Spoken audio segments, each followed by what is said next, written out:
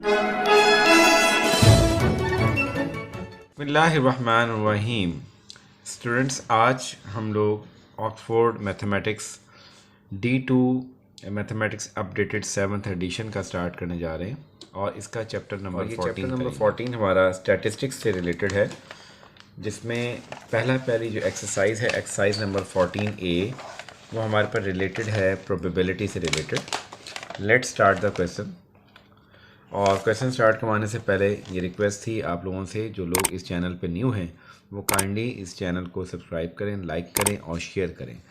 अगर आप सब्सक्राइब करते हैं, लाइक करते हैं, शेयर करते हैं तो इंशाल्लाह ताला इस चैनल को हम लोग कंटिन्यू करेंगे और इसमें mathematics all up to FSC D और ओ लेवल का, 9th 10th का, 8th का, या जो भी आप लोग कमेंट में लिखेंगे इंशाल्लाह ताला उसकी वीडियोज़ हम लोग शेयर करते रहेंगे रेगुलर बेसिस पे।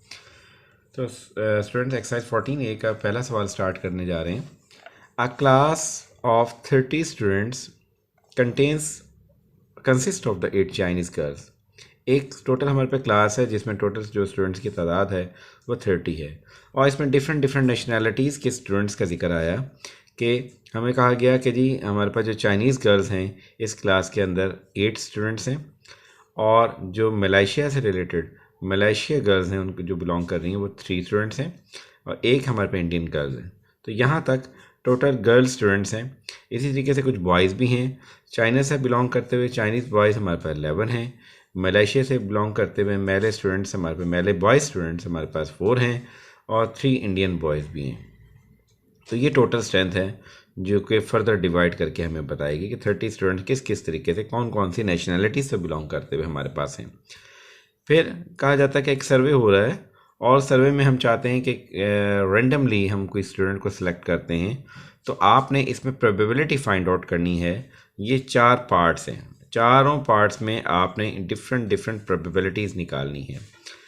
तो पहले क्या कह रहा है, if a student is chosen at random to take part in a survey. अगर हमने किसी स्टूडेंट को सर्वे में रैंडमली चूज़ किया तो find the probability that the student is, first part में आपने निकालना है कि वो चांस निकालना है। प्रोबेबिलिटी स्टैंड फॉर कि कितना चांस है कि वो जो स्टूडेंट जो आपने सेलेक्ट किया वो गर्ल आ जाए, बॉय ना हो बल्कि गर्ल हो, किसी भी नेशनैलिटी की हो लेकिन वो हो गर्ल।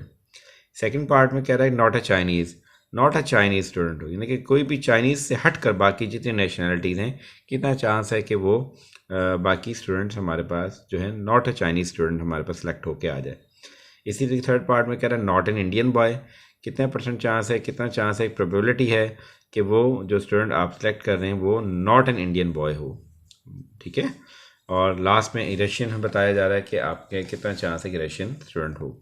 तो ये 4 पार्ट्स हैं, चारों पार्ट्स को हम लोगों ने सॉल्व आउट करना है। और देखें, प्रोबेबिलिटी जो होती है बेसिकली क्या होती है कि probability stand for, it is a measure of the chance. Basically you are to find the chances कि कितना % चांस है, कितना चांस है in the form of fraction you are to find basically. तो प्रोबेबिलिटी का जो बेसिक फार्मूला होता है वो हमारे पास देखें पेज नंबर 257 पे लिखा हुआ आपके सामने मौजूद है। क्या है कि number of the favourable outcomes, कि number of favourable outcomes for events, वो अगर आपने निकालना चाह रहे हैं तो देखें वो क्या हमारे पास है जी, कि वो number of favourable outcomes for event को डिवाइड कर देंगे total number of possible outcomes पे, तो ये हमारे पास प्रोबेबिलिटी आ जाती है। अब इसको जी सॉल्व आउट करते हैं, किस तरीके से करेंगे देखें। ये मैंने सॉल्व किया हुआ है। तो टोटल स्टूडेंट्स की तादाद मैंने लिख दी कि टोटल स्टूडेंट मेरे पास कितने हैं, ये 30 टोटल स्टूडेंट्स हैं और इसमें तमाम नेशनैलिटीज़ की जो स्ट्रेंथ है हमने कहा G number of Chinese girl student 8 हैं, मेलिस गर्ल स्टूडेंट हमारे पास 3 हैं, इंडियन गर्ल स्टूडेंट हमारे पास 1 है। इसी तरह अब बॉयज़ की बारी है कि हमारे पास जो चाइनीज़ बॉयज़ हैं वो 11 हैं, मेले बॉयज़ हैं वो 4 हैं और इंडियन बॉयज़ मेरे पास 3 हैं। तो in the first part we are actually to find the probability that the student is a girl.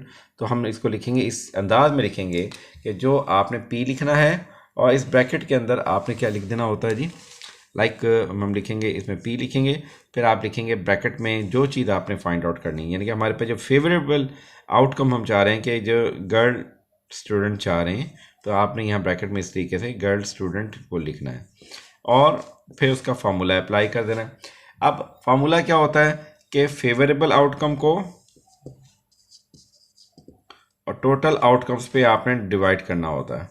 Total possible outcomes पे डिवाइड करना होता है। This is actually the formula for the probability.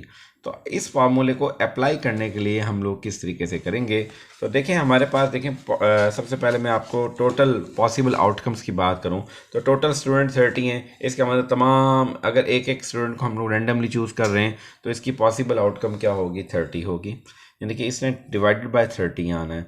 अब favourable outcome हमारे पास ये है कि जो स्टूडेंट आप सेलेक्ट कर रहे हैं वो एक गर्ल स्टूडेंट हो, तो टोटल तमाम गर्ल्स को ऐड कर लें, you will get the favourable outcome. तो देखिए हमारे पास टोटल गर्ल स्टूडेंट कितनी है, 8 है, मलेशिया से रिलेटेड 3 है, इंडियन गर्ल स्टूडेंट 1 है, तो हमने 8 + 3 + 1 ऐड किया, यू गॉट द 12। और नीचे हमारे पॉसिबल आउटकम्स कितनी है, 30, तो 12 डिवाइड बाय 30। अब इसकी बारी है जी कि आपने सिंप्लीफाई किस तरीके से करना है, यानी कटिंग कैसे हो रही है। तो 12 को आपने 30 पे डिवाइड कर दिया।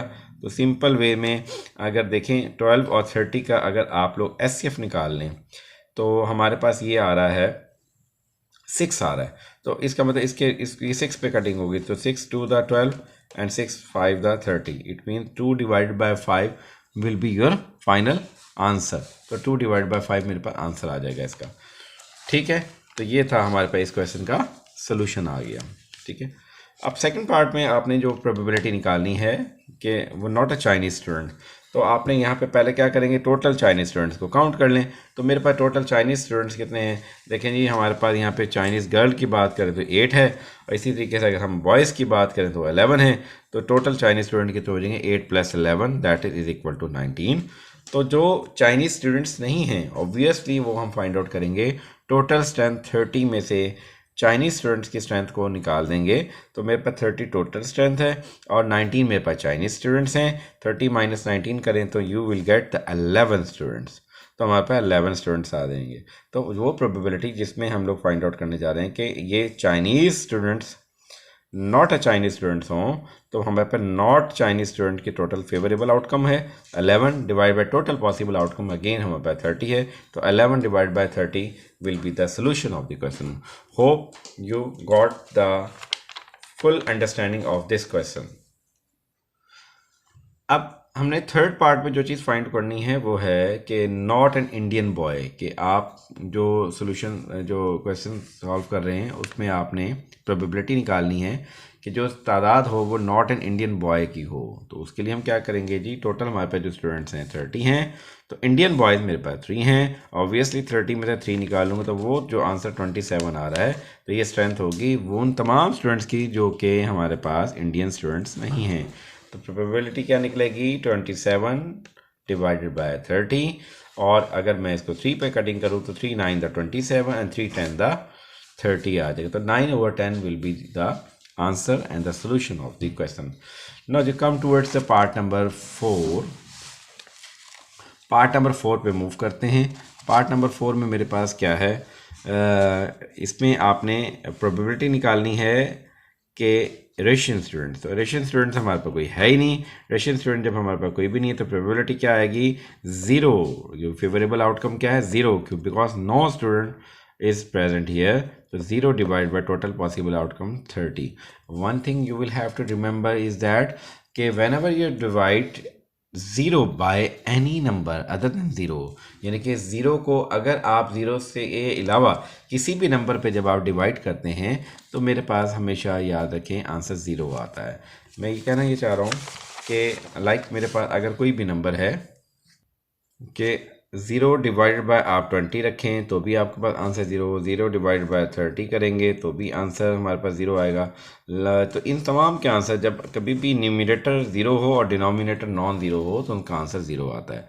हाँ, एक चीज़, अगर लाइक 20 डिवाइडेड बाय 0 लिखा हुआ है या 0 डिवाइडेड बाय 0 आ गया कि डिनोमिनेटर में अगर 0 आ गया तो ये अनडिफाइंड की कंडीशन बन जाती है, इसका सोल्यूशन पॉसिबल नहीं है, ये अनडिफाइंड कहलाता है। This is not right no defined, this is called the undefined.